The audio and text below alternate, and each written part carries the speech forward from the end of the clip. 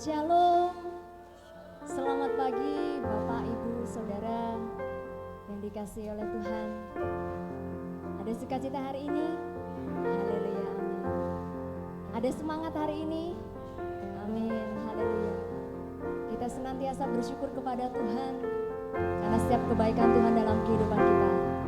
Satu minggu kita boleh beraktivitas dan hari ini kita bersama-sama berkumpul di tempat ini.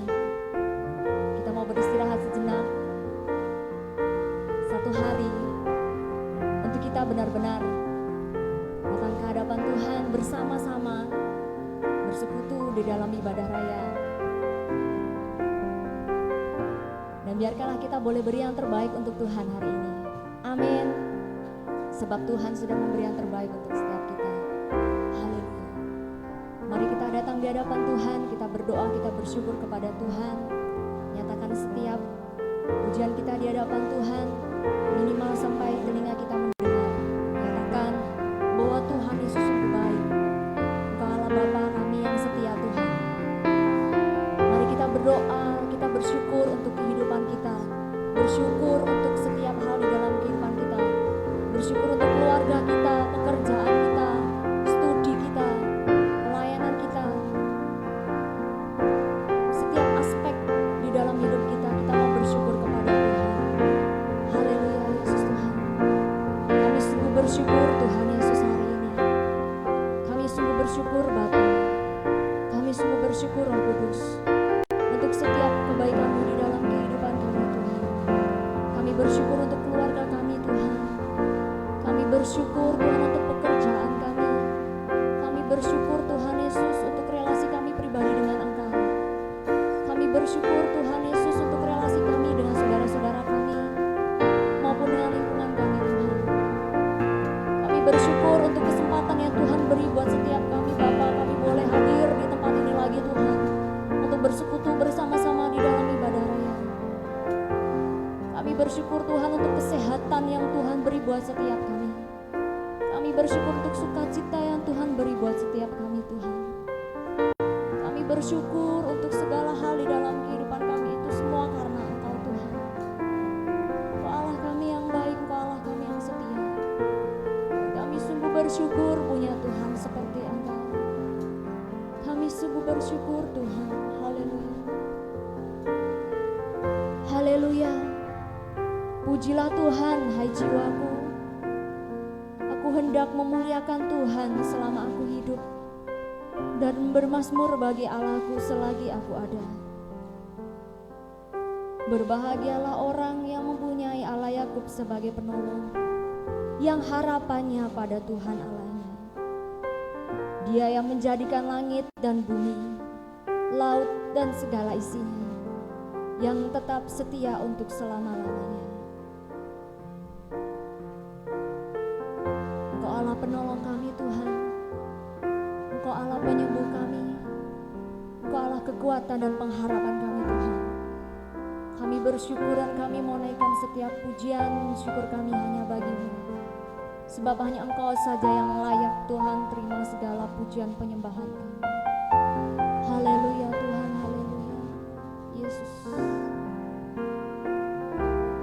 Kau Tuhan yang selamatkanku.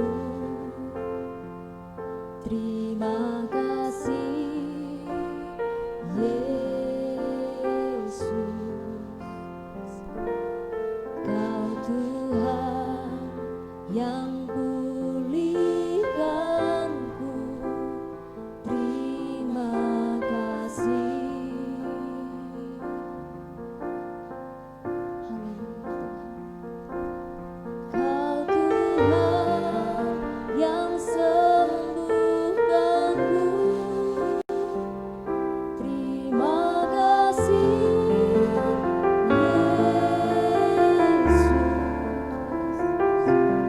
Kau Tuhan memberkatiku. Terima kasih. Sebab hanya Engkau Allah penyelamat kami Tuhan.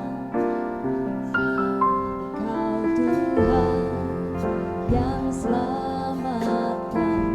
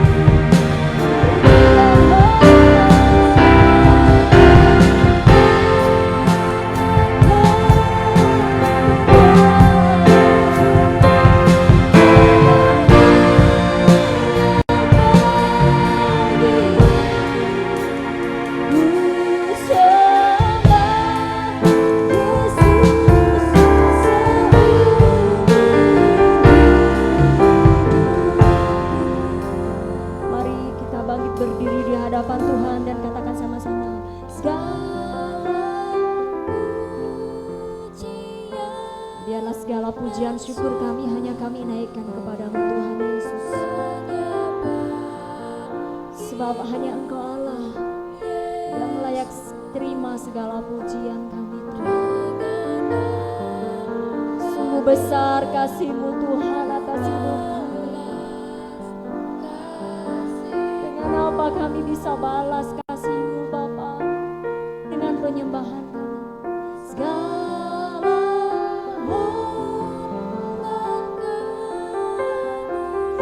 kemuliaan hanya bagi-Mu Tuhan. Yesus, ku sembah Yesus seumur hidup.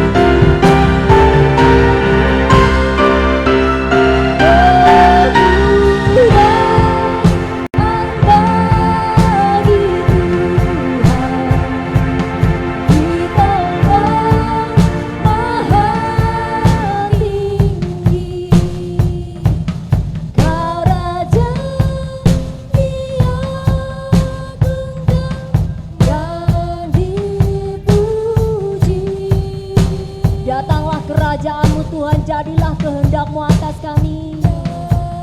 Haleluya. Amin. Jadilah kehendak-Mu, seluruh bumi menunggu-Mu ya Allah. Biar kemuliaan bagi-Mu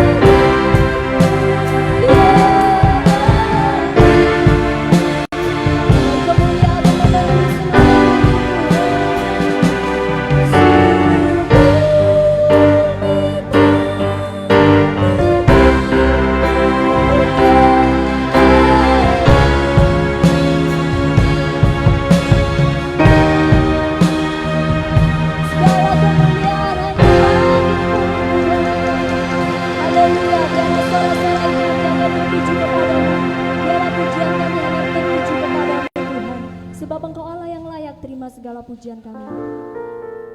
Bapa kami yang di surga, dikuduskanlah nama-Mu.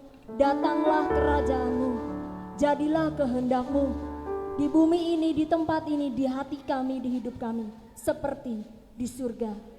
Ya, biarlah segala kemuliaan, hormat dan kuasa hanya bagi-Mu Tuhan. Di dalam nama Tuhan Yesus kami naikkan segala pujian dan ucapan syukur kami. Haleluya.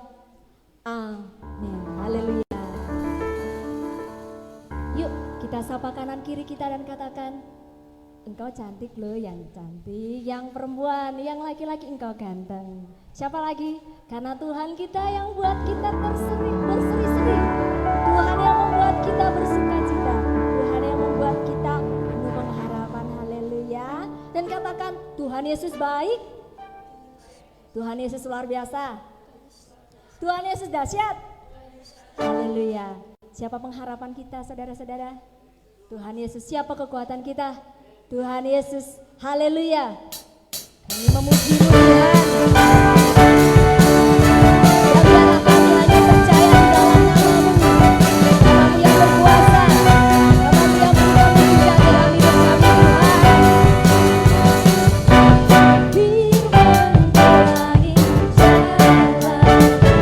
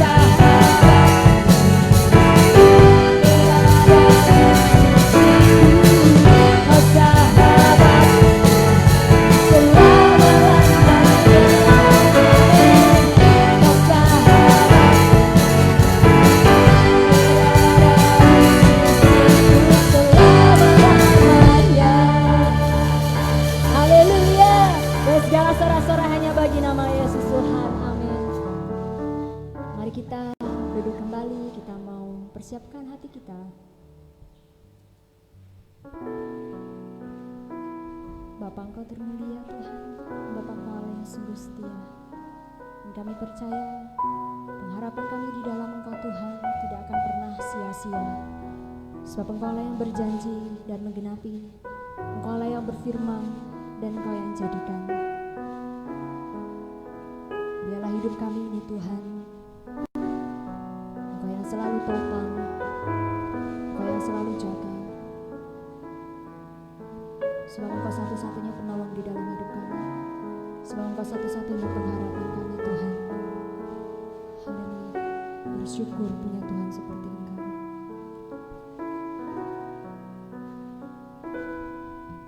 Engkau Tuhan yang setia,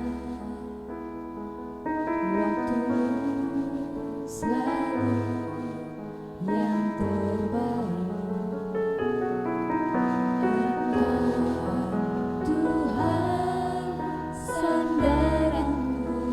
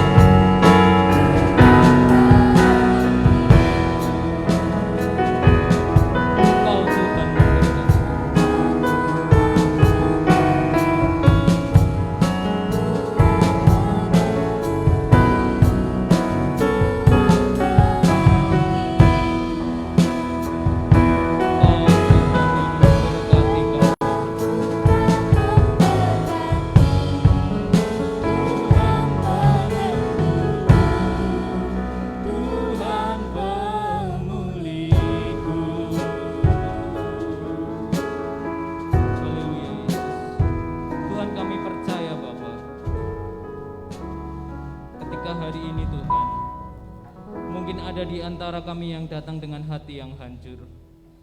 Hamba-Mu percaya Tuhan, Engkau yang akan membangkitkan semangat dalam hatinya. Engkau yang akan memberikan semangat untuk terus berjuang Tuhan, karena Engkaulah pengharapan kami. Kami percaya Tuhan, kami percaya. Bila Roh-Mu Tuhan yang memenuhi hati setiap anak-anak-Mu di tempat ini Bapa. Dan sekarang hamba-Mu rindu untuk memberitakan kebenaran firman-Mu Tuhan. Biarlah Tuhan Yesus sendiri yang memimpin hamba-Mu ini Tuhan, untuk memberitakan kebenaran firman Tuhan. Terima kasih Tuhan Yesus, terima kasih. Hanya di dalam nama Tuhan Yesus Kristus kami berdoa dan mengucap syukur. Haleluya. Amin. Terima kasih untuk WL Singer Cantik Musik yang melayani.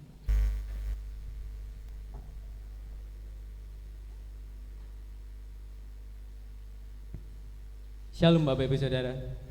Shalom. Ya, kita berjumpa lagi pada hari ini. Kemarin bulan ini kita akan banyak membahas tentang kekuatan dalam pengharapan, Bapak. Dan hari-hari ini saya beberapa waktu lalu sempat baca berita tentang seorang remaja ya, kira-kira usianya masih SMA. Dia bunuh diri, terus dia meninggalkan sebuah surat. Dan isi suratnya itu dia mau mengakhiri hidupnya karena dia diputus sama pacarnya.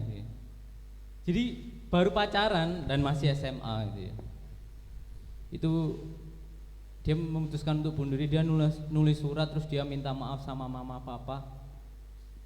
papahnya dia. Dan ya waktu lihat itu saya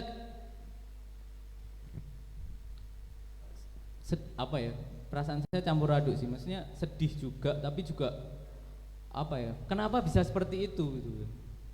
Maksud saya dia masih terlalu sangat kecil, bahkan misalnya dia belum merasakan kehidupan tuh, lebih lagi itu belum ya. Tantangan-tantangan yang dihadapi anak usia 20 tahun atau orang-orang 25, 30, 40 itu tantangannya beda-beda gitu ya tiap orang. Jadi dia belum merasakan itu aja udah give up, udah menyerah gitu ya. Nah, pas kemarin waktu pas sharing firman, saya juga teringat itu dan saya merenung, oh gitu ya, memang orang tuh kalau nggak punya pengharapan itu gampang patah gitu. Jadi dapat tantangan sedikit nyerah, dapat rintangan sedikit menyerah gitu ya. Saya ingat karena saya dulu itu orang sebelum saya kenal Tuhan ya, saya orang yang sama sekali tidak punya cita-cita. Saya juga bingung. Dulu waktu kecil bahkan saya pengen jadi Romo ya. Tapi gagal karena ketemu Enggar. Nggak jadi Romo. Tapi maksudnya keinginan saya itu berubah-ubah. Bahkan saya ingat waktu saya SMP, saya lulus, udah keluar pengumuman lulus, saya belum tahu saya mau masuk SMA mana tuh belum tahu. Padahal itu udah pengumuman lulus, pendaftaran tuh sudah dibuka SMA STM. Jadi nggak ada keinginan dalam hati saya pengen kesini tuh nggak ada. Jadi dan itu negatifnya Bapak Saudara, saya jadi orang yang nggak pernah mau berjuang gitu ya. Jadi kalau saya ngerasa susah, nggak usah gitu ya. Nggak ada pengharapan, nggak mau berjuang dan nggak meraih sesuatu. Dan sekarang nggak saya lihat, saya baca biografi seseorang yang dia sudah mencapai cita-citanya di usia segini, saya langsung flashback, oh iya, saya dulu kenapa jadi orang yang nggak punya keinginan, nggak punya pengharapan gitu ya. Kenapa saya nggak mau berusaha sesuatu? Saya kadang juga iri dengan orang-orang yang punya tekad kuat untuk dia meraih mimpinya itu saya iri. Cuma memang saya nggak tahu dan nggak punya pengharapan sama sekali. Saya nggak ada kriteria khusus hidup saya harus seperti apa, nggak ada. Ya udah mengalir aja, kerja ya kerja, sekolah ya sekolah. Bahkan dulu kalau saya sekolah, pulang sekolah tuh saya main game online, malamnya mabuk, pagi sekolah gitu terus. Jadi nggak ada tujuan hidup itu terus gitu ya. Dan tapi bedanya ketika saya mulai kenal Tuhan tahun 2011 saya bertobat, itu ada sesuatu yang berbeda. Dulu saya bertobat tanggal 21 Mei 2011 nih, saya masih ingat, itu kelahiran baru saya. Dan mulai titik itu saya mulai belajar kebenaran firman Tuhan. Kemudian saya ingat banget pemuritan pertama kali waktu itu, pemuritan saya itu pakai kitab Roma. Dan itu kitab Roma itu memang bahasanya cukup rumit nih karena saya belum pernah baca Alkitab, tahu-tahu belajar firman pemuritan tuh langsung kitab Roma. Dan tapi yang menarik Bapak Ibu Saudara, justru ketika itu kerinduan saya untuk mengenal Tuhan lebih dalam tuh muncul. Waktu saya belajar kitab Roma, saya mau menafsirkan ini itu, saya takut, ini bener enggak ya tafsiran saya? Jangan-jangan salah. Nah terus gimana dong saya harus mencari kebenaran itu? Ya memang harus baca firman, tetapi kan harus ada yang membimbing gitu ya. Karena waktu di pemuritan itu, ketika teman-teman menjawab pertanyaan-pertanyaan dalam pemuritan itu, dalam hati saya ini saya ingin tahu lebih dalam lagi gitu. Kayak ada yang sesuatu yang kurang, yang saya nggak puas ini saya harus ini. Nah akhirnya saya putuskan 2012 saya sekolah teologi. Jadi kitab Roma ini cukup berkesan dalam hati saya. Dan mulai saat itu ketika saya mengenal kitab Roma ini, dimulailah ketika saya punya pengharapan, saya punya mimpi, saya harus berusaha nih, hidup saya ini harus diperjuangkan. Saya nggak boleh hanya ngalir gitu ya. Mengalir itu banyak tafsirannya Bapak Ibu Saudara. Jadi saya itu kadang ada orang bilang, wah hidup tuh mengalir aja. Tetapi mengalir dalam roh tuh berbeda ya. Bukan mengalir dalam roh itu bukan hanya ngalir gitu aja ya, tapi ada struggling, ada perjuangan di situ gitu. Tapi kalau kebanyakan orang tuh mengalir aja, mengalirnya tuh kayak daun yang jatuh di sungai, udah mengalir, dia nggak piye-piye ngikut aja itu. Kita nggak gitu. Pengharapan dalam roh tuh nggak gitu. Ada tantangan, ada rintangan, tapi kita tetap berjuang gitu. Nah, kita akan lihat di dalam kitab Roma. Jadi dalam sebuah pengharapan pasti ada rintangan, pasti ada tantangan. Tetapi bagaimana kita bisa melewati rintangan itu, tantangan itu dengan kuat sampai akhir gitu ya. Karena firman Tuhan katakan orang yang bunuh diri itu orang yang nggak punya pengharapan dan jangan harap masuk surga gitu. Jadi bahkan saya pernah, ya memang statement ini cukup keras, tapi memang kebenarannya gitu. Jadi orang yang bunuh diri nggak bisa masuk surga, bukan karena apa-apa, karena dia nggak punya pengharapan pada Tuhan. Kalau dia punya pengharapan sama Tuhan, dia nggak akan bunuh diri gitu. Nah ini kita lihat di kitab Roma, kita buka di Roma pasal 8 ayat 18 sampai dengan 30.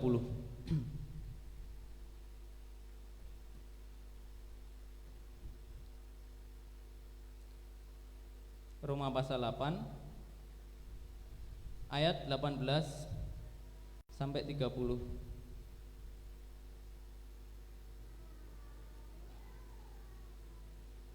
Sudah ketemu semuanya Bapak Ibu Saudara? Amin. Saya baca ayat yang genap, Bapak Ibu Saudara baca ayat yang ganjil. Roma pasal 8 ayat 18 sampai dengan 30, demikianlah firman Tuhan. Sebab aku yakin bahwa penderitaan zaman sekarang ini tidak dapat dibandingkan dengan kemuliaan yang akan dinyatakan kepada kita.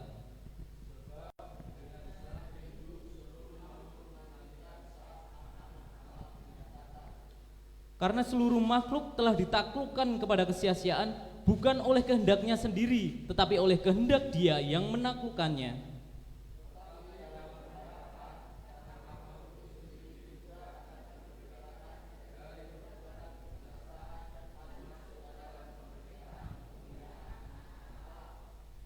Sebab kita tahu bahwa sampai sekarang segala makhluk sama-sama mengeluh dan sama-sama merasa sakit bersalin.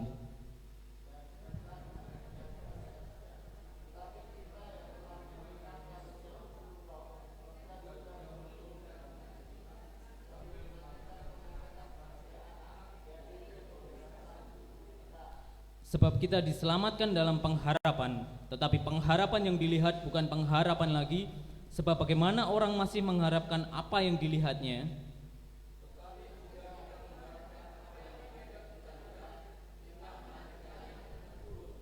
demikian juga Roh membantu kita dalam kelemahan kita. Sebab kita tidak tahu bagaimana sebenarnya harus berdoa, tetapi Roh sendiri berdoa untuk kita kepada Allah dengan keluhan-keluhan yang tidak terucapkan.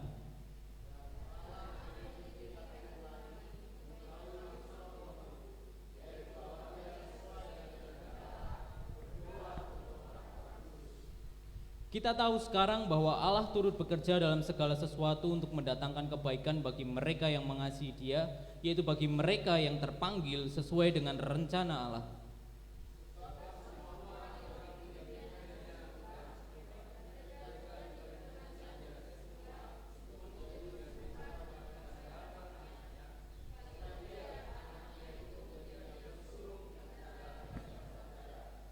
Dan mereka yang ditentukannya dari semula, mereka itu juga dipanggilnya. Dan mereka yang dipanggilnya, mereka itu juga dibenarkannya. Dan mereka yang dibenarkannya, mereka itu juga dimuliakannya. Amin. Jadi dalam Roma 8 ini memang membahas tentang hidup oleh Roh. Dan ketika kita lihat di ayat 1-17 itu memang bagaimana Roh itu bekerja. Termasuk di ayat 18 ini Paulus juga katakan, sebab aku yakin bahwa penderitaan zaman sekarang ini tidak dapat dibandingkan dengan kemuliaan yang akan dinyatakan kepada kita, sebab dengan sangat rindu seluruh makhluk menantikan saat anak-anak Allah dinyatakan. Jadi ayat 18-19 ini mengungkapkan memang ketika kita memiliki pengharapan itu, bukan berarti hidup kita ini lurus-lurus saja ini. Bukan berarti kita nggak punya tantangan. Justru kita punya tantangan. Justru ketika kita melayani Tuhan dan gak ada tantangan, gak ada rintangan, kita harus cek, ini kita benar melayani Tuhan atau enggak. Karena kalau kita benar-benar melayani Tuhan, iblis pasti gak tinggal diam, pasti ada tantangan, ada rintangan, ada ujian untuk kita gitu ya. Jadi memang Paulus sudah katakan, dan bahkan jemaat di Roma nanti mengalami, setelah surat ini ditulis, jemaat Roma ini mengalami penyiksaan yang luar biasa Bapak Ibu Saudara. Kalau Bapak Ibu Saudara pernah lihat yang pernah difilmkan tuh, mereka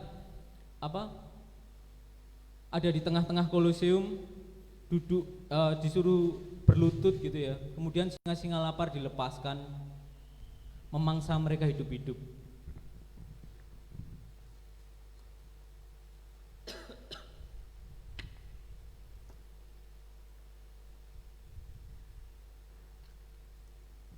Jadi orang-orang Kristen ini dimangsa hidup-hidup oleh orang kaisar waktu itu, Kaisar Nero. Kemudian ketika ada kerusuhan, Kaisar Nero ini memfitnah orang-orang Kristen, itu orang-orang Kristen tuh yang melakukan. Jadi ternyata waktu itu tantangan hidup orang Kristen di Roma sendiri sangat berat. Tetapi seolah firman Tuhan sudah mengingatkan, penderitaanmu saat ini itu tidak dapat dibandingkan dengan kemuliaan yang akan dinyatakan kepada kita. Jadi Paulus memberi gambaran bahwa ketika hari ini kita menderita seperti ini, bahkan penderitaan kita aja yang sekarang hari ini kita alami dengan orang-orang Kristen di Roma waktu itu tuh belum ada apa-apanya Bapak Saudara. Mereka benar-benar hidupnya tuh sengsara gitu ya, karena pemerintahan menekan mereka, dibunuh bahkan. Jadi memang mengerikan gitu ya. Kalau secara manusia itu mengerikan. Bahkan para rasul ini juga nanti Paulus sendiri matinya nanti dipenggal. Petrus disalib terbalik. Yohanes dibuang ke Pulau Patmos. Ya, Yesaya dimasukkan pohon, pohonnya dilubangi itu. Yesaya dimasukkan, dia digergaji bareng pohonnya. Jadi memang nabi-nabi dan para rasul itu ya luar biasa. Thomas di India, dia memberitakan Injil sampai di India, tangannya ditali. Ya, tangannya ini ditali, diikatkan ke kereta kuda. Terus tangannya yang ini ditali, diikatkan kereta kuda yang satunya, kakinya juga. Jadi kereta kudanya itu berlari ke 4 penjuru. Jadi dia tarik itu Thomas. Jadi memang penderitaan mereka itu seperti itu. Stefanus dirajam, tetapi ketika mereka punya pengharapan, ya mereka berani menghadapi itu. Dan itu mereka anggap malah sebagai kemuliaan. Ini kadang memang pola pikir ini tuh nggak bisa didapat oleh orang yang nggak benar-benar hidup di dalam pengharapan. Jadi orang yang benar-benar hidup di dalam pengharapan menganggap bahwa pengharapan ini memang sangat berharga dan lebih berharga dari apapun yang dia miliki. Bahkan nyawanya sendiri tuh ya udah biarin, kita punya pengharapan yang luar biasa. Ketika saya mati, saya ikut Tuhan. Itu Paulus sudah ingatkan di dalam kitab Roma ini. Dan bahkan nanti Paulus sendiri juga meninggal seperti itu kan. Dan kemudian apa sih sebenarnya pengharapan itu, Bapak Saudara? Jadi pengharapan yang dimaksud firman Tuhan ini dengan pengharapan yang banyak orang ketahui itu mungkin ada perbedaan nih. Mungkin kalau orang percaya mungkin pengharapannya sama. Jadi pengharapan di sini yaitu akan kemuliaan kita nanti. Jadi ketika kita hidup kita setelah kehidupan ini, life after life. Jadi hidup kita di dunia ini hanya akan berapa puluh tahun gitu ya. Tetapi justru hidup sebenarnya itu yang di sana itu, yang di surga itu bersama Tuhan. Itu kekal gitu. Jadi Paulus katakan, jangan kamu memandang hanya hidupmu yang hanya berapa puluh tahun ini loh. Yang terpenting itu justru yang nanti itu gitu. Makanya kalau ada orang sekarang dia jualan di pasar gitu ya, jualan di pasar nggak laku, terus dia pakai pelarisan atau bahkan ada yang pakai pesugihan. Itu yang dia gadaikan apa? Ya keselamatannya di sana. Karena kalau kita dekat dengan okultisme, nggak mungkin kita bisa dekat dengan okultisme itu kuasa gelap seperti itu, seperti penglarisan, ya, pakai pesugihan, pakai susuk, ya, saya ingat susuk tuh, susuk, ya, itu jelas nggak bisa. Orang Kristen pakai susuk udah pasti nggak bisa, nggak boleh, karena itu dua kuasa yang berbeda. Susuk, penglarisan, pesugihan itu kuasa iblis. Dan nggak mungkin orang yang percaya Tuhan dan punya pengharapan sama Tuhan memakai kuasa iblis, nggak mungkin, nggak bisa. Jadi memang ya pengharapan kita itu pengharapan setelah ini ya. Setelah hidup kita ini tuh ada hidup yang lebih kekal dan itu yang kita fokusnya ke sana itu ya.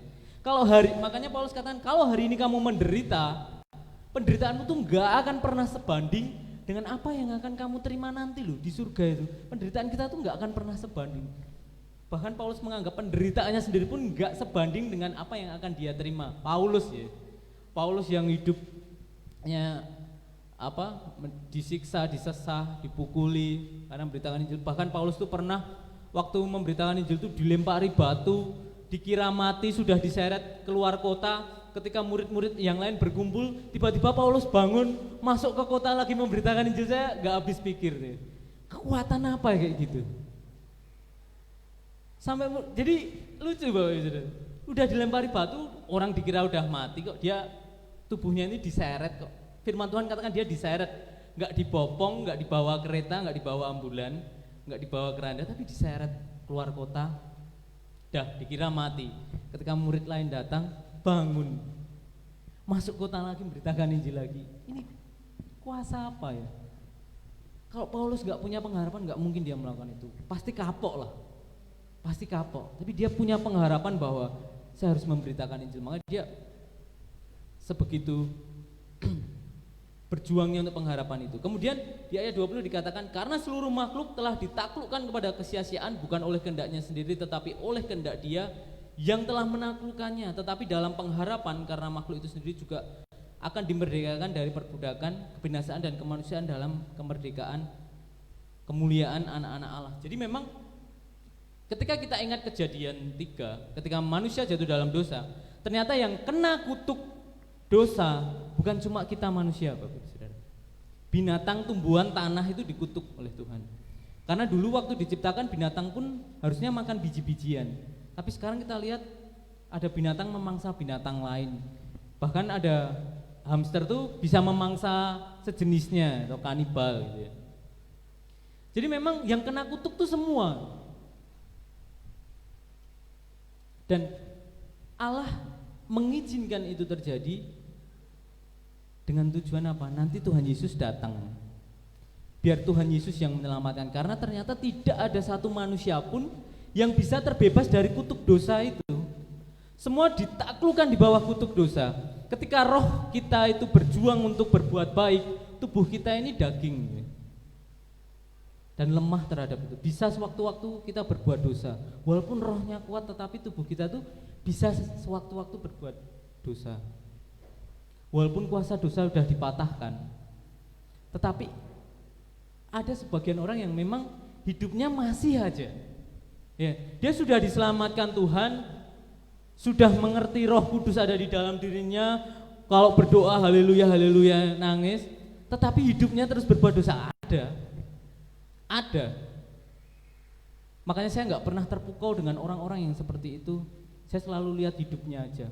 Jadi kemarin saya punya pengalaman gini Bapak Ibu Saudara. Saya kebetulan masuk dalam sebuah grup Kristen, ya. Saya nggak tahu beneran mereka semua Kristen atau enggak, saya nggak tahu. Karena saya nggak kenal secara person, nggak kenal secara pribadi. Tetapi yang pasti itu grup Kristen namanya Jesus Christ gitu ya. Tapi yang menarik saya waktu itu, ada salah seorang ini cerita, dia dapat penglihatan. Awalnya saya perhatikan aja sih. Dia dapat penglihatan, Yesus bawa kitab ini kehidupan. Saya udah mulai, wah ini lucu mesti endingnya. Saya udah gitu, bener. Dia ngomong banyak ngalor ngidul gitu, nggak ada yang sesuai firman. Bahkan dia bilang, saya nggak bisa baca kitab kehidupan. Saya ketawa dalam hati. Yohanes saja yang rasul seperti itu loh. Dia yang menulis kitab Wahyu loh, dia yang dapat penglihatan di Pulau Patmos loh. Dia nggak sok-sokan mau baca kitab kehidupan juga itu ya. Jadi kalau dia diperlihatkan ya dia tulis, dia nggak diperlihatkan ya udah dia terima karena dia tahu porsinya itu. Tapi orang-orang sekarang tuh gitu. Yang lucunya ada beberapa anggota grup tuh terpukau tuh. Wow, saya tuh ketawa. Ini pada pernah baca firman nggak sih? Saya nggak meremehkan tapi memang lucu kayak gitu. Karena kalau kita ngerti firman harusnya kita nggak perlu terpukau hal kayak gitu. Dan aneh juga itu. Jadi gini Bapak Ibu Saudara, saya beri kesimpulan. Semama gini. Ketika ada seorang si A, dia malamnya nonton Endgame ya. Avenger, nonton film. Terus tidur mimpi kiamat, itu kira-kira kiamatnya dari Tuhan atau enggak? Iya, ini kita secara logis aja. Dia aja konsumsinya Endgame kok. Jangan-jangan waktu kiamat yang nolongin Iron Man atau Captain America? Enggak mungkin dong. Orang yang diberi penglihatan, orang yang diberi mimpi oleh Tuhan, itu pasti dalam kondisi dirinya sendiri siap. Dia ngerti firman dan dia kudus. Enggak mungkin Tuhan ngasih penglihatan ke sembarang orang. Ini poinnya di situ Bapak Ibu Saudara. Jadi jangan kita mudah terpukau gitu ya. Jangan mudah terpukau seperti itu. Jadi memang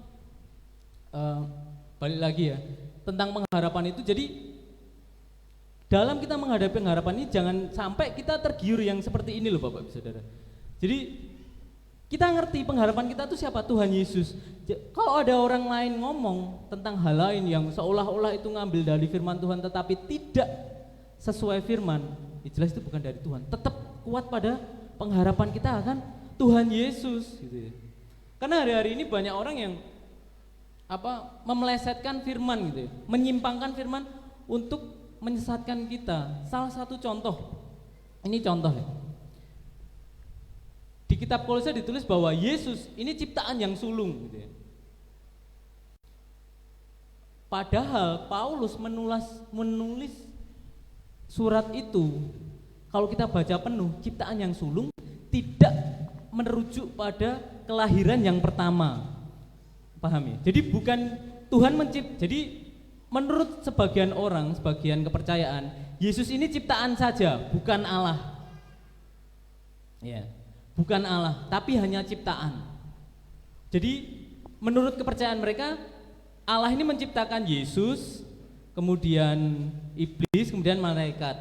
Nah, Yesus ini diciptakan yang pertama. Padahal Paulus menulis itu bukan sebagai yang urutan ini tadi, tetapi memang Yesus itu yang utama itu. Jadi keutamaan Tuhan Yesus ini bukan keurutan lahirnya, bukan. Kalau kita baca kitab Kolose penuh gitu, tetapi banyak yang menyimpang gitu. Dan ketika kita percaya itu, kita sudah disesatkan Bapak Ibu Saudara. Jadi pentingnya kita mengerti firman itu dalam rangka kita hidup di dalam pengharapan tuh sebegitu pentingnya. Karena ternyata sekarang orang yang memelesetkan firman tuh banyak. Melesetnya tuh sedikit gitu ya.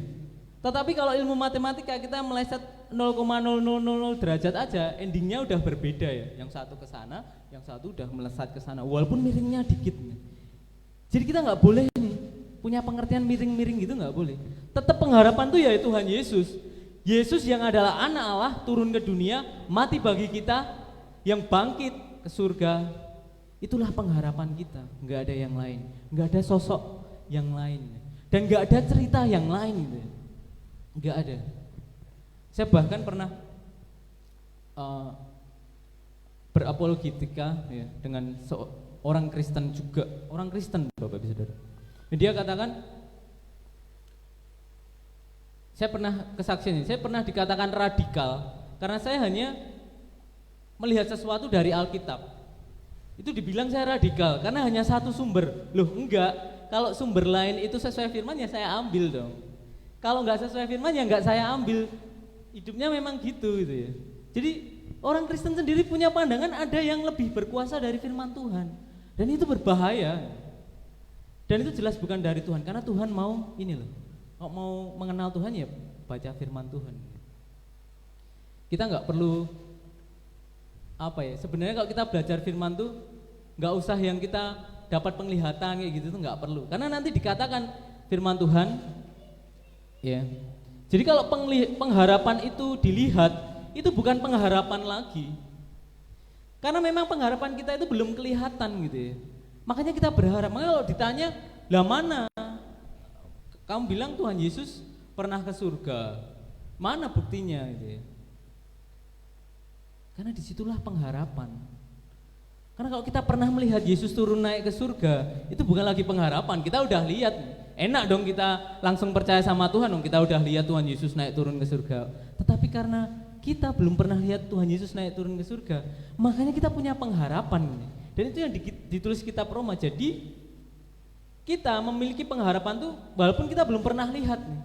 Tetapi kita percaya bahwa Tuhan Yesus itulah pengharapan kita. Dialah yang membawa kita. Kalau kemarin Opa sempat singgung di Ibrani ya, pengharapan itu adalah sauh yang dilabuhkan, ditambatkan di ruang maha suci. Perumpamaan ini pun sama. Jadi ketika Ibrani katakan sauhnya ini sudah ditambatkan di ruang maha suci, siapa yang pernah melihat? Sedangkan jemaat itu selain imam besar nggak boleh masuk ke ruang maha suci. Nggak ada yang lihat, nggak ada yang pernah lihat. Jadi perumpamaan itu pun sama dengan Roma. Pengharapan itu nggak dilihat, tetapi kita percaya bahwa sauh itu sudah ditambatkan di sana. Yesus itu sudah ada di sana. Yesus sudah ada di surga. Kita percaya, walaupun kita nggak lihat nih dengan mata kita. Jadi ini pentingnya pengharapan Bapak Ibu Saudara. Kita perlu pengharapan untuk kita boleh terus berharap, berjuang. Makanya kalau kita dapat sebuah tantangan dalam hidup, ingat bahwa kita masih punya Tuhan Yesus. Kita masih memiliki hidup yang akan jauh lebih baik karena tidak ada kegagalan, tidak ada kelemahan lagi. Di mana? Di surga itu. Kita akan dalam tubuh kemuliaan disempurnakan Tuhan, kita bersama-sama ke surga. Itu pengharapan dan itu penting sekali. Kalau kita nggak punya itu, kita ya nggak bisa sampai pada pengharapan itu. Kemudian di ayat 26 sekarang kita lihat, ketika kita tahu bahwa pengharapan ini sangat penting untuk orang percaya, karena ini adalah titik krusialnya, titik paling pentingnya itu pengharapan tentang Kristus ini. Terus bagaimana kita bisa bertahan di dalam pengharapan itu? Kalau firman Tuhan katakan ayat 26, demikian juga Roh membantu kita dalam kelemahan kita, sebab kita tidak tahu bagaimana sebenarnya harus berdoa, tetapi Roh sendiri berdoa untuk kita kepada Allah dengan keluhan-keluhan yang tidak terucapkan. Jadi kita perlu mengucap syukur kalau ada Roh Kudus ada di dalam diri kita Bapak Ibu Saudara. Kenapa? Karena Roh ini yang mengucapkan doa-doa yang kita sendiri mungkin tidak bisa ucapkan, kelemahan-kelemahan yang ada di dalam diri kita yang bahkan kita nggak menyadarinya. Tetapi Roh itu tahu. Kenapa? Dia ada di dalam diri kita itu. dan dia berdoa kepada Allah. Dia sampaikan, ini loh, bagus nih kelemahannya gini, ya.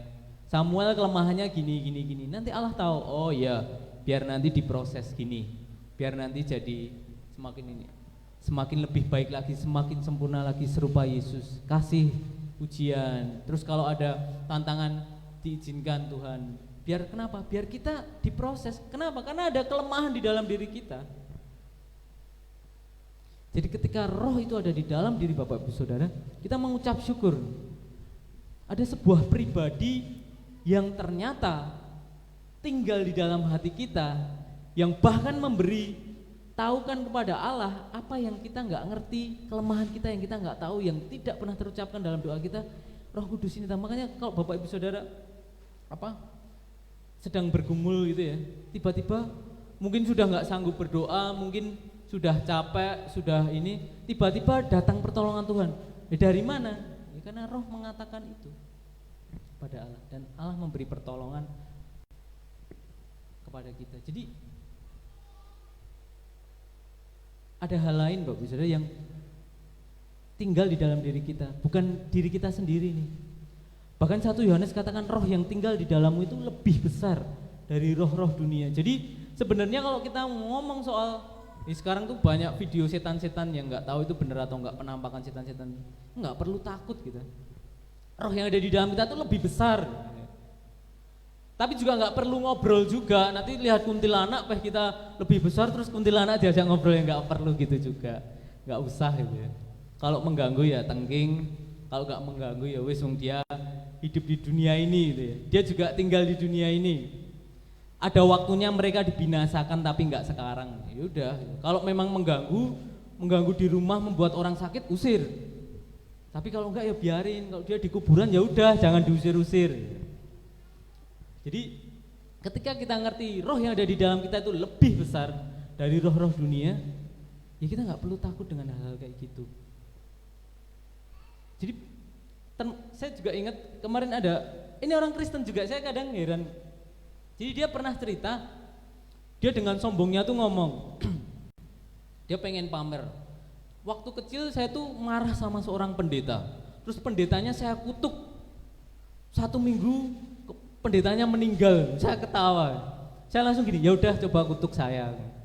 Kalau 1 minggu saya meninggal ya berarti kekuatan luar biasa, melebihi Roh Kudus.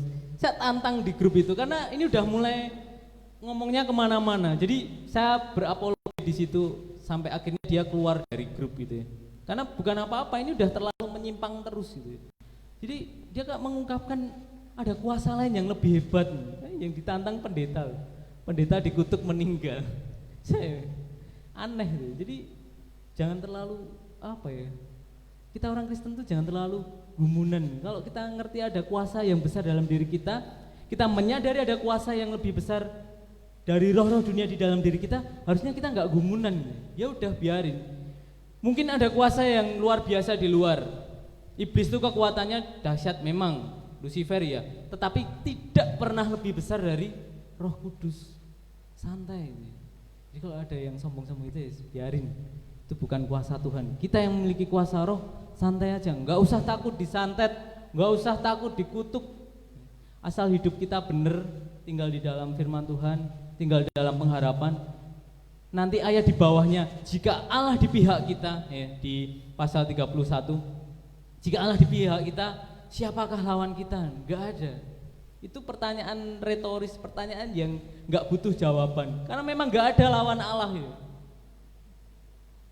Jadi pengharapan itu sungguh luar biasa karena membawa kita kepada kemuliaan, dan kita butuh Roh Kudus untuk kita sampai pada pengharapan itu. Untuk kita tetap bertahan dalam pengharapan ini sampai kita disempurnakan nanti, tubuh kita di dalam tubuh kemuliaan. Dan Roma bahkan bahas banyak sekali tentang life after life, itu ada banyak, termasuk kita yang nanti tubuhnya digantikan dengan tubuh kemuliaan, kemudian yang mati ini dibangkitkan lagi, diberi tubuh kemuliaan, bangkit juga bersama-sama kita, yang mati yang percaya ya maksudnya, yang nggak percaya ya nggak ke surga itu. Jadi kita butuh Roh Kudus Bapak Ibu Saudara. Jadi kalau ilustrasinya seperti ini, kalau kita seneng touring ke Sarangan gitu ya, Kita pasti naik motornya kan kendaraannya yang punya power kan, punya tenaga. Nggak mungkin naik becak ke Sarangan ya. Itu nggak akan sampai, berat ya. Apalagi bawa penumpang atau bawa motor yang taunya lama ya, yang udah nggak ada powernya, nggak akan sampai pada pengharapan. Kita butuh kendaraan yang punya power, punya tenaga untuk kita sampai pada tujuan kita di Sarangan sana. Dan kita juga butuh Roh Kudus agar kita sampai pada pengharapan itu. Karena Roh Kudus ini yang punya power, punya kekuatan. Kita sama Bapak Ibu Saudara, kita sama-sama manusia, tidak ada yang super di antara kita, nggak ada Superman di antara kita. Tetapi yang membedakan apa? Ketaatan akan Roh Kudus ini. Sebenarnya ada sebuah buku yang membahas hidup di dalam Roh. Itu buku yang ditulis oleh Dr. Abby Simpson. Saya ingat saya dulu pernah merangkum itu waktu saya kuliah, dan di situ bagus Bapak Ibu Saudara untuk kita boleh mengenal. Jadi Dr. Abby Simpson ini sudah merangkum tentang Roh Kudus, bagaimana kita hidup dipimpin Roh itu, bagaimana kita jangan mendukakan Roh Kudus itu. Jadi kalau kita mau hidup di dalam pengharapan, kita sampai pada pengharapan itu, ya kita harus taat akan pimpinan Roh itu. Dan ingat, jangan pernah mendukakan Roh Kudus. Hal-hal apa saja sih? Dulu kami pernah bahas hal-hal simpel yang bisa mendukakan, bukan simpel juga sebenarnya. Jadi seumpama kita dihadapkan pada, kita kerja di sebuah perusahaan contoh, terus kita diberi jabatan, tapi syaratnya kita harus meninggalkan iman kita kepada Tuhan Yesus. Nah itu mendukakan Roh Kudus. Tapi Tuhan Yesus pernah memperingatkan, kalau kamu menghujat anak manusia, kamu akan diampuni. Tetapi kalau kamu menghujat Roh Kudus, ya berat. Karena yang menginsafkan kita akan dosa itu Roh Kudus, yang memberi kekuatan kita untuk kita berjuang dalam pengharapan itu Roh Kudus, yang membuat kita mengerti kebenaran firman Tuhan itu Roh Kudus. Kalau kita mendukakan Roh Kudus, ya siapa yang membuat kita bertobat? Bahkan kitab Ibrani katakan, orang yang sudah merasakan mengecap kebenaran firman Tuhan tetapi pergi meninggalkan Tuhan, ya dia murtad, nggak bisa kembali. Jadi jangan pernah mendukakan Roh Kudus.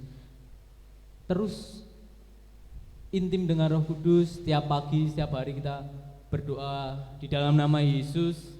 Tapi kita juga berinteraksi dengan Roh Kudus. Roh Kudus penuhi kami. Berdoa, Tuhan Yesus minta tolong biar Roh Kudus memenuhi setiap kami, memberi kami hikmat menjalani hidup, mengambil keputusan-keputusan etis. Jadi itu salah satu hidup dipimpin Roh, meminta nasihat kepada Roh Kudus, hidup dipimpin Roh Kudus, dipenuhi Roh Kudus, itu salah satu hidup yang dipimpin Roh itu seperti itu. Jadi kita mengambil keputusan tuh enggak yang dengan logika kita saja, tetapi ada hikmat, ada damai, ada konfirmasi dari Roh Kudus bahwa ini loh yang harus kamu ambil. Dalam hal apapun, termasuk ya, dalam hal apapun, memilih pasangan hidup, memilih pekerjaan, itu kita harus benar-benar minta kuasa Roh Kudus Bapak Saudara. Karena ternyata ada beberapa pekerjaan yang memang tidak bisa dilakukan oleh anak-anak Allah ya. Nah itu kalau kita mau berdoa, Tuhan pasti beri hikmat gitu ya.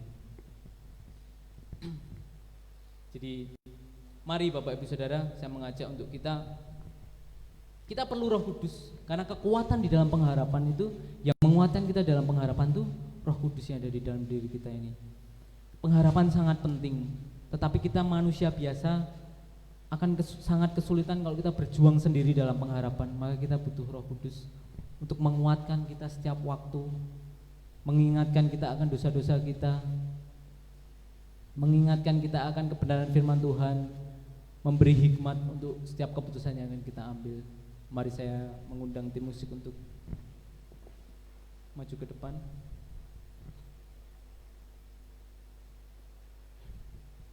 Mari Bapak Ibu Saudara, kita ambil saat teduh.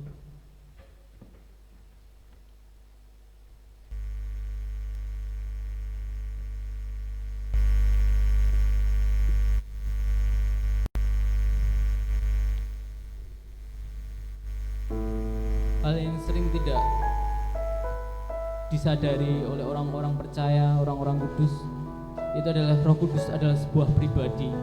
Roh Kudus bukan alat, bukan benda yang seperti jimat bisa kita bawa. Roh Kudus adalah pribadi yang tinggal di dalam diri kita.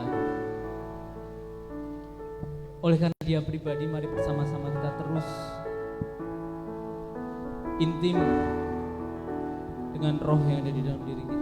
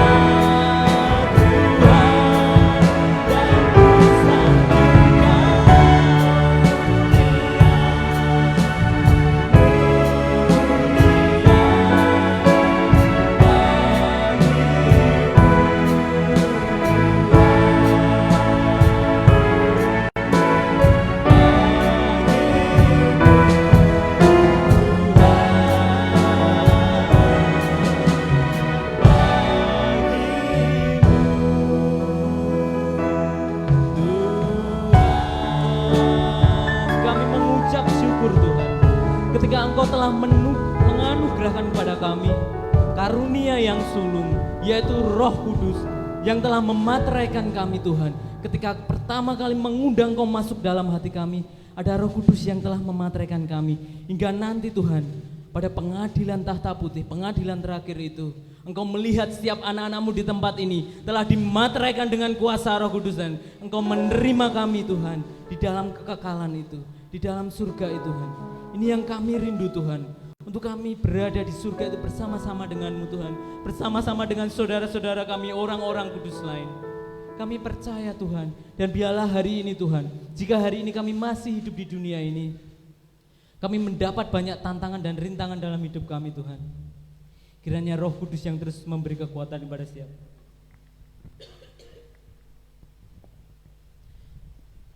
Dan biarlah Tuhan yang terus memimpin setiap langkah kami Tuhan, memberikan kami hikmat, memberikan kami kerinduan untuk terus mengenal Engkau Tuhan. Ini yang kami mau Tuhan. Roh Kudus pimpin setiap anak-anak-Mu di tempat ini Tuhan. Terima kasih Tuhan Yesus, terima kasih.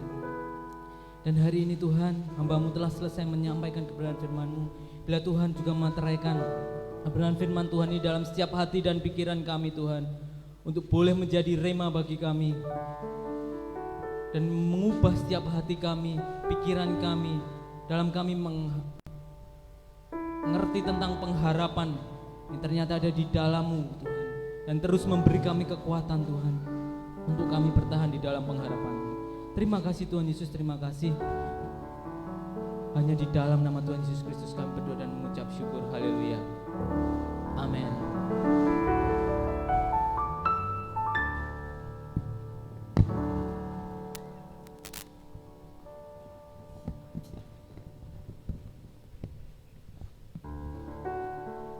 Puji Tuhan, haleluya. Kita sudah dikuatkan dengan firman Tuhan, harapan kita. Dan saat ini kita mari bersyukur karena kebaikan Tuhan. Kita mau mengembalikan apa yang sudah menjadi berkat Tuhan, persembahan. Ya, kita mau memuji Tuhan bersama-sama. Dan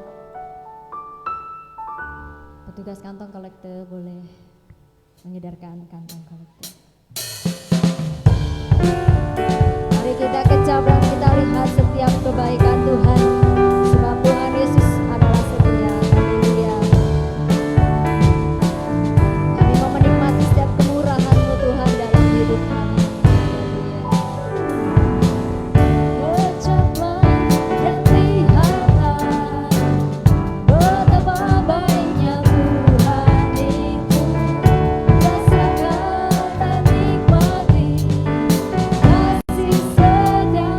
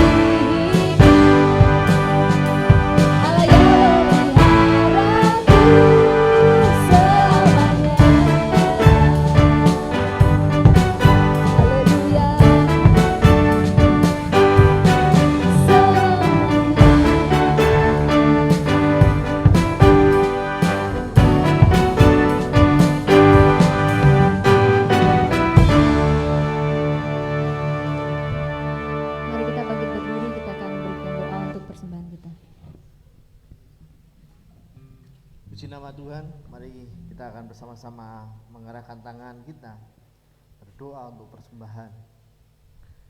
Muliakanlah Tuhan dengan hartamu dan dengan hasil pertamamu dari segala penghasilanmu, maka lumbung-lumbungmu akan diisi penuh sampai berlimpah-limpah, dan bejana pemerahanmu akan meluap dengan air buah anggurmu.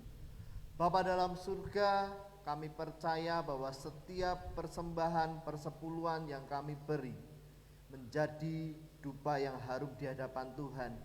Setiap benih-benih yang kami tabur terus akan bertumbuh dan berbuah untuk kemuliaan nama Tuhan.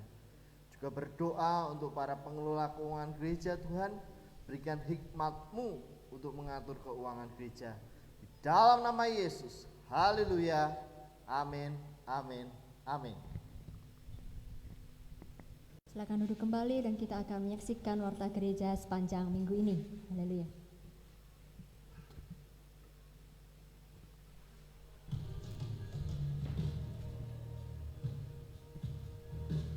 Selamat datang di bulan November.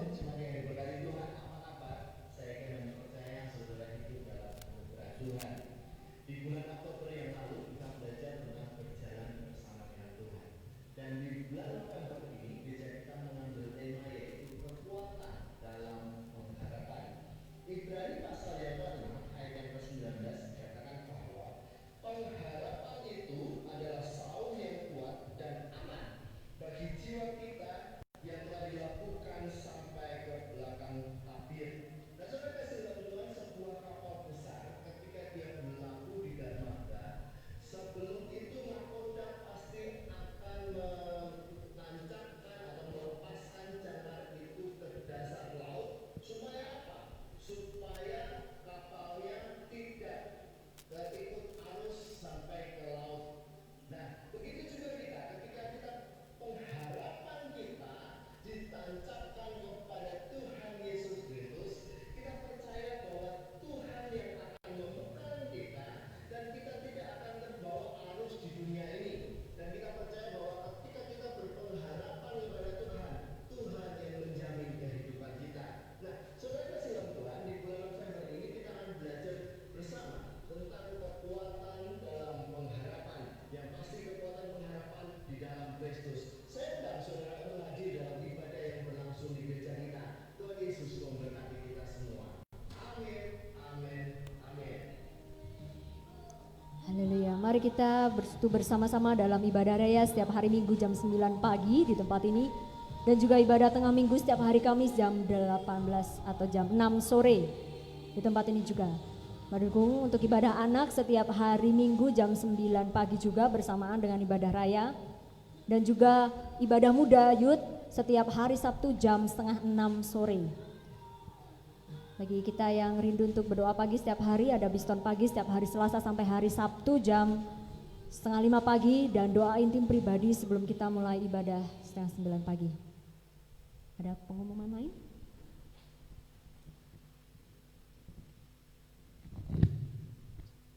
Ya, shalom Bapak Ibu Saudara.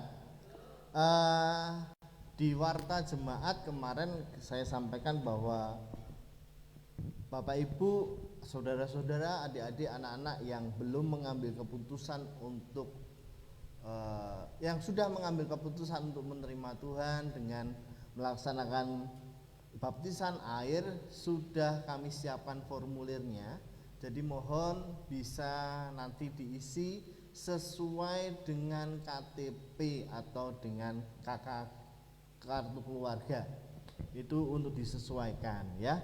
Jadi mohon bisa diisi dengan jelas seperti yang ada di KK. Yang kedua, untuk setiap calon yang akan dibaptis akan dan diwajibkan mengikuti prabaptis yang akan dilaksanakan disesuaikan jadwalnya ya.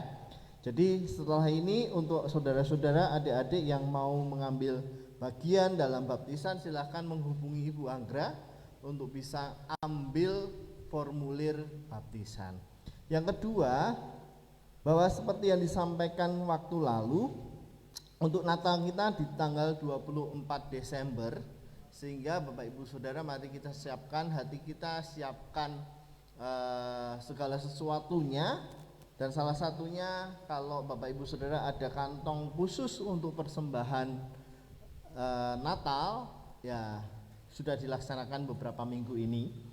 Dapat pesanan dari bendahara gereja, dari bendahara Natal bahwa Bapak Ibu Saudara yang rindu untuk menabur atau janji iman, silahkan untuk mengambil bagian dalam janji iman itu. Mungkin itu saja dari saya. Mari kita akan bangkit berdiri, Mas David. Ya, Mas Paul bisa maju ke depan. Mari kita akan bersama-sama, kita akan menutup ibadah pada pagi hari ini.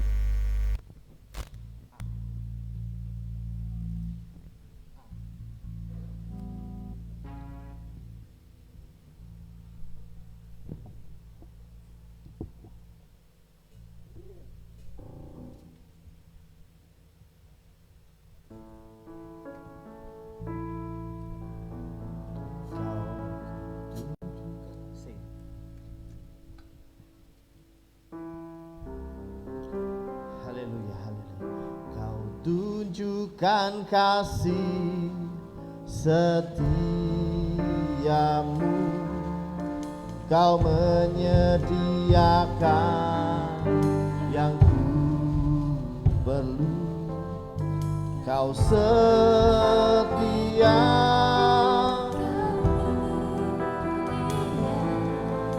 dulu, sekarang, dan selamanya. Kau tunjukkan kasih, amin. Kau menyediakan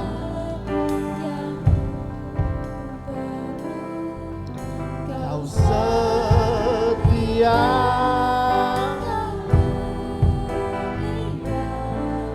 Bapa, Kau setia.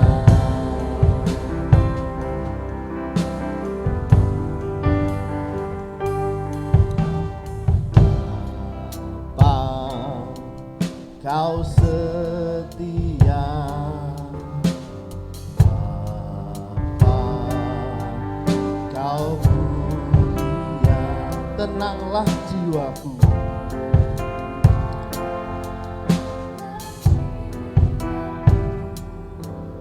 aman bersamamu, lebih dari harta, dari harta,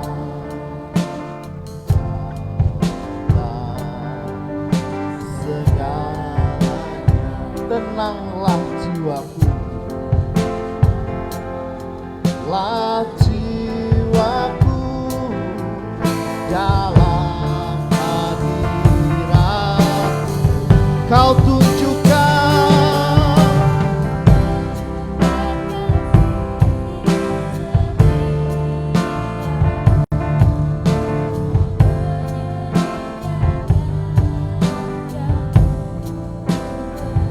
Kau setia, Kau mulia, dulu, sekarang, dan selamanya. Kau tunjukkan kasih setia, Kau menyediakan yang ku, Kau setia Bapa, Kau setia. Dengan sepenuh hati pujikan pujian ini, Kau tunjukkan kasih. Kalau kami ada sampai hari ini, itu semua karena anugerah Tuhan dalam hidup kami. Kami bersyukur memiliki Tuhan yang sangat setia bagi kami. Haleluya.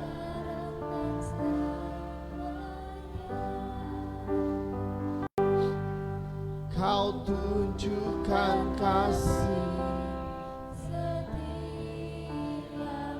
Kau menyediakan, amin. Kau setia, Kau mulia, Bapa, Kau setia. Kau tunjukkan kasih, Kau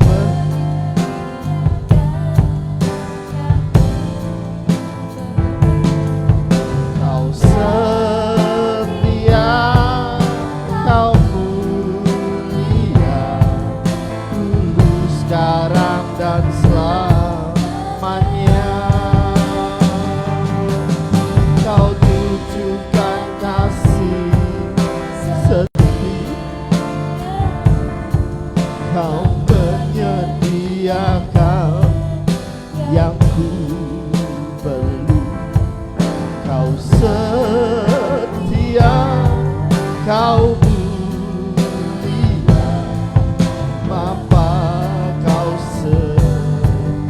Kau mulia,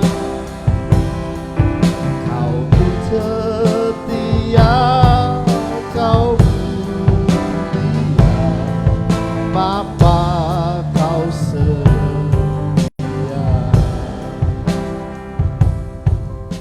Syukur pagi hari ini kami dapat beribadah kepada Engkau. Bersyukur jika firman Tuhan pada pagi hari menguatkan kami bahwa Roh Kudus itu yang menolong kami, menguatkan kami meskipun kami tidak dapat berkata-kata, tetapi Roh Kudus itu yang menyampaikan kepada Bapa. Kami bersyukur memiliki Tuhan seperti Engkau, Tuhan. Terima kasih untuk ibadah pagi hari ini Engkau hadir melawat setiap umat-Mu. Dan kami percaya bahwa ketika Engkau hadir di tempat ini, Engkau berhadirat di tempat ini, di dalam nama Yesus yang sakit disembuhkan, yang lemah dikuatkan, yang mengalami beban pergumulan, Tuhan tolong bukakan pintu-pintu mujizat bagi kami semua. Kami percaya Bapa, Engkau menyediakan makanan bagi kami. Seumur hidup kami diberkati Tuhan. Seumur hidup kami dilimpahi oleh kasih karunia-Mu Tuhan. Terima kasih Abaku ya Bapakku. Terima kasih ya Roh Kudus. Terima kasih. Terima kasih. Haleluya. Haleluya. Haleluya. Mari kita angkat tangan kita. Arahkan hati kita kepada Tuhan. Tuhan memberkati engkau dan melindungi engkau. Tuhan menyinari engkau dengan wajahnya dan memberi engkau kasih karunia. Tuhan menghadapkan wajahnya kepadamu dan memberi engkau damai sejahtera. Saudaraku, keluargaku dalam Kristus, pulanglah bawa damai sejahtera di dalam kehidupanmu.